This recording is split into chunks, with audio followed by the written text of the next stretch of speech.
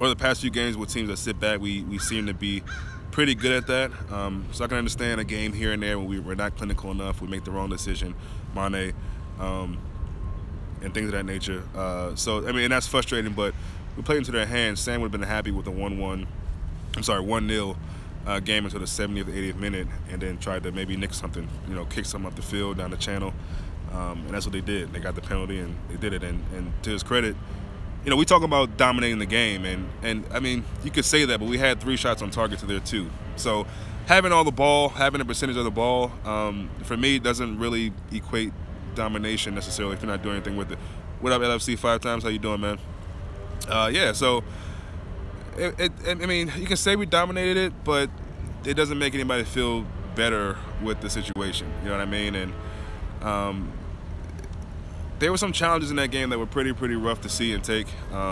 Yeah, 200, man, we on it. Sigurdsson stamps down on Hendo. That's happened over the past few seasons with Hendo, Barkley, Funes Mori, and I think Origi, if I'm not mistaken. So again, it's very easy in hindsight to say Klopp should have started his best 11. Whatever that may be. Starting Firmino, starting Coutinho, definitely in the midfield, maybe having Emery and Genie out there.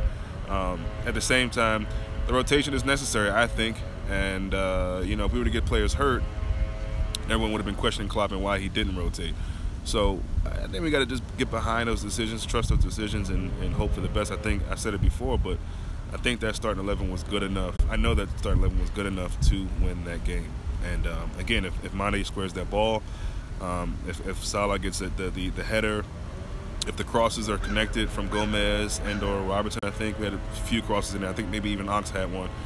Then we're talking about something different. You know what I mean? And again, yeah, it's just the hindsight thing is always really easy to do. But I think it's unfair to a degree. We know how this team was kind of beat down around this time and in January last season. And we got a deeper squad now. So, to rotate it, I think to have rotated, I think is the best thing that could have happened. There was a situation early in that game where Lovren and I forget the young guy's name, whoever the striker was who got the penalty, where they had it coming together, and we got the better of that call.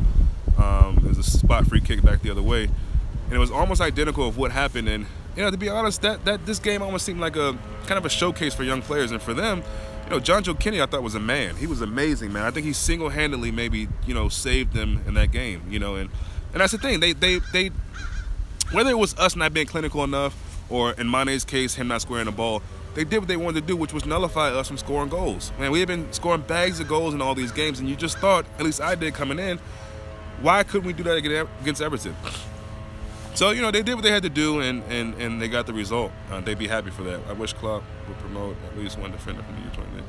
Yeah, I don't know too much of who we had that would be kind of good enough to come in, though, Yeah, no, Masterson is good. I just think we need to put Gomez there. And these 2 games coming up with Bournemouth and West Brom, why not try it? Put Gomez there, play Trent on the right. We're an injury for a center back away from that anyway. I mean, Gomez is going to come in at some point anyway, right? Because, I mean, we can't really depend on Matip, Lovren to stay healthy. We just can't. I think we know that. And that, to me, is more of a frustrating reason why we didn't get somebody. Not simply Calvert-Lewin, thanks. Calvert-Lewin, yeah. Calvert-Lewin, he had a moment with Lovren early in the game. And I said that in the first half in the video. I was saying that Lovren can be had on one of those long balls and be beat for pace. We saw what happened with Nias, and Mignolet had to come up and clean it out. So, again, that's a tough one to take. But I can't say it enough. I don't second guess Klopp's decision for who he started. And honestly, I wouldn't mind going with that same lineup minus Milner and Hendo against West Brom. It probably won't happen. He probably will end up resting Salah this game and having Firmino, Mane, and maybe Coutinho in there. Real quick too, I'm sure you guys all know now the draw for the Champions League has come out, and we've dodged another bullet, man. We got Porto. Porto's a good team. They're leading in the Portuguese league. Their striker has the most goals in that league, Abubakar, and it'll be a stern test, I believe, home and away. But it's a team that, I mean, of course, we'd rather have them and then maybe Real Madrid or Juventus, who Spurs got. So, but yeah, all in all, listen, we're still undefeated at home. We still haven't lost. I don't even know the last time we lost. Was it Spurs? Yeah, last time we lost was Spurs. We're in a good way. It always hurts to lose, but it always hurts to lose to Everton. But my thing is, I was listening to Jose Mourinho's pre-match for the City game, and for the fans, yes, it's a big game. And hopefully it is for the players to an extent. But honestly, for me, it's another chance to get 3 points. I know it's Everton. I get it. I want to beat them as much as anybody else. At the same token, it is another 3 points, and we have to look at it that way. Surely we want to win that game. Surely we want to smash them. But at the same time, we got other games. We got to keep these guys as fresh as possible. We have to. We would be livid if one of those players got hurt. And maybe people are talking about Salah coming off too early. Maybe Klopp knows something that we don't know. Maybe the doctors, whatever, have told him, like, look, by a certain time in the game, you might want to take him out. He's looking a little leggy. We don't know. So it's easy for us as fans to say, why are we taking Salah out? Okay, and it's 1-0. So maybe you're thinking the game's not over. Why are we doing that? To bring Firmino in? At the end of the day, again, you got to trust what Klopp is doing. Or don't. It's just your prerogative. But I trust what Klopp is doing. And even when I saw the starting lineup, yes, part of me was thinking, wow, mainly with the midfield. That we got them along with the Klopp top clubs there. Yeah, no doubt. Chelsea got a bad break. Yeah, we dodged the bullet. We dodged the bullet with the group, even though we probably didn't do as well. I know we didn't lose any matches, but we probably should have gotten some of those results. Should have been wins instead of draws. So that means another good team is going to be out. So, listen, man, we talked about it, me and you, actually, about us winning the Champions League, and I know that might have been far-fetched at the time, and maybe even still now. But it's football, man. That's why we love it. Anything's possible. I'm not going to get too crazy about it, but I'm just saying, this sets us up nice. You never know. We get to the quarterfinals. You never know how it can go, man. A lot of these teams are going to be knocked out, a lot of these tough teams. So, and maybe there's going to be some upsets. At this point, I think there's no real walkover team. I mean, even you think about Basel or Besiktas, who, I think got past... Who put Napoli up? Was it Besiktas? No. Was it Porto? I don't know. But there's a lot of good teams that got out at the group stage. Atletico Madrid have been in the Champions League and doing well for years, and all of a sudden they're out. So a lot of teams got knocked out. So these rounds, yeah, I think United will beat them. But you're right. I think Marino will set up really, really defensively in that first game, and then on the back home try to go forward and win it. You're right, though. No, Sevilla's tough. Sevilla's a tough team. And, I wouldn't be surprised if they gave Man United a run. I think Man United may nick them. But, you never know. It's a Champions League. And like I said, every team that's left are good. You can't really sleep on any team. I mean, at the same time, you can say you prefer a certain matchup, a certain team than others. So I think Porto's good for us. West Brom, yet another coach who's done decent against Klopp while Klopp's been at Liverpool. Pardew. We know all about it. He wants to play a little more open football, expansive with West Brom. I don't see what players they have to do that. Yeah, I feel you. Yeah, definitely. Me too, man. So I don't know what Pardew wants to really do with that team. I see a carbon copy of the Everton match. Sit back, try to catch us on the counter, play long ball. Yeah, no, I know. I mean, and I get that. I mean, I'm not mad at your opinion about that. I think that's definitely debatable in a way. I can see why somebody would think that we wouldn't have a chance. But I think people might think I'm crazy. I think we have at least a top 3 attack in Europe, honestly. When we got that forward going and they're playing and moving and sharing the ball and getting those chances, getting those goals, I think we have one of the best attacks in Europe. And in England, I think we right up there with City, if not better. That's just my opinion.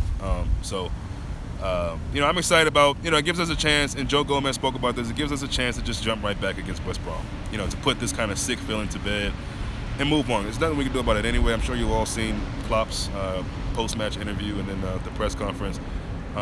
It's frustrating after a game like that to be asked those certain kind of questions. And honestly, I think I would have been the same way as Klopp was, and I know the guy's doing his job to a degree, but, I don't look at what Klopp did as such a negative as some people did, even some of our fans, to be honest. I don't think it was that big of a deal. He did apologize after, if that makes it better for people. But, for me, the saddest thing for me is to see fat, Sam after the game, just gloating like that. They do, yeah, they do, and they know what they're doing a lot of times. You know, they know what they're doing. They know how to get under people's skin and to try to get, you know, some drama from him. And he got that and probably a little bit more. I mean, Klopp really went in on the guy, and you know, whatever. The guy's grown, he'll be fine. But yeah, it's frustrating. You can tell it meant a lot to Klopp. You know, he wanted to beat Everton. He wanted to beat Sam Allardyce, if you ask my opinion. I mean, he really wanted to get one over him.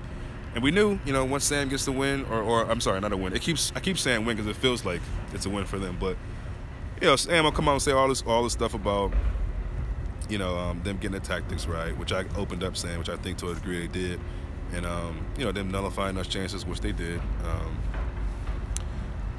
Yeah, City's attack is good.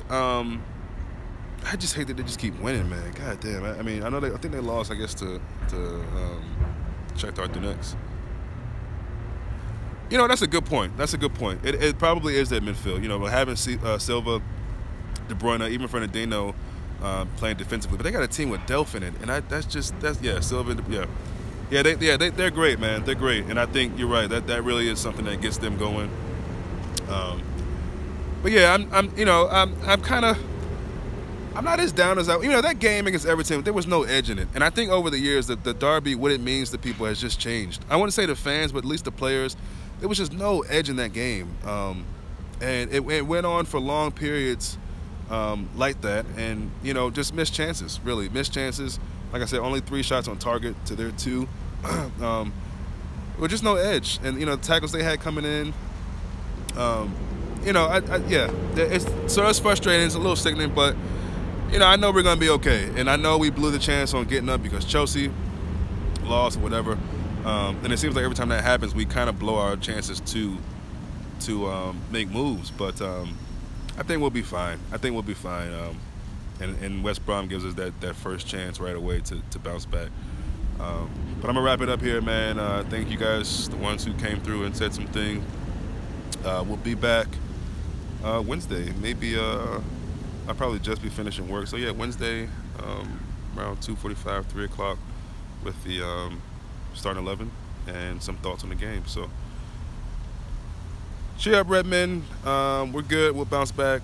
Don't let it get you down too much. We have to play Everton 2 more times, so we have chances to do with them what we should have done with them yesterday. So see you guys soon. Enjoy the rest of your day and week.